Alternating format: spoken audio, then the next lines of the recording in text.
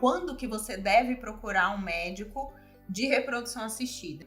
A gente costuma dividir os pacientes em 2 grupos que levam em consideração a idade da mulher.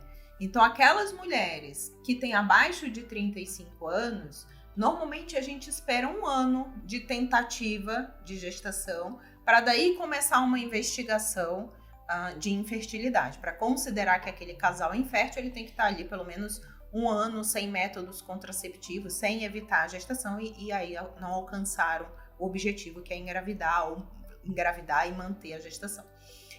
E aí, quando a gente tem pacientes acima de 35 anos, porque a idade da mulher é um fator muito importante de fertilidade, a gente orienta que esses casais ou essas pacientes, elas busquem atendimento depois de 6 meses de tentativa, porque é um público onde a gente não pode prolongar muito esse tempo de espera, porque a gente sabe que a queda da fertilidade ela é constante, ela acontece independente do seu status menstrual ou ovulatório, então você pode estar menstruando ou não, você pode estar ovulando ou não, os seus óvulos estão sendo perdidos, você está perdendo não só em quantidade, mas em qualidade, e isso é constante. Então, mulheres acima de 35 anos não devem esperar 1 ano de tentativa para procurar ajuda, tá? Então, 6 meses, não aconteceu a gestação, você já merece iniciar uma investigação.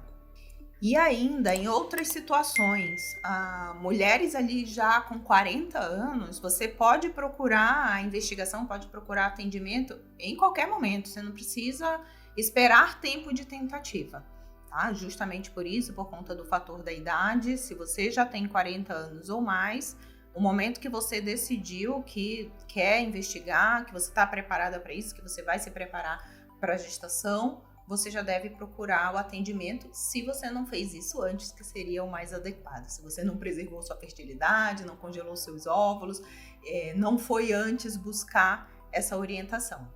Outra situação, pessoas que têm fator de risco. Por exemplo, mulheres com endometriose, elas podem ter uma diminuição da reserva ovariana, principalmente se elas têm indicação de serem submetidas a uma cirurgia de endometriose que possa ter alguma manipulação nos ovários. Essas pacientes, independente da idade, elas precisam avaliar a reserva ovariana antes de se submeter ao procedimento cirúrgico, porque a cirurgia em si, ela pode ser um fator, normalmente ela é um fator deletério para a função do ovário. Então, antes você já deve de fazer algum procedimento cirúrgico, você deve procurar essa avaliação da sua reserva ovariana.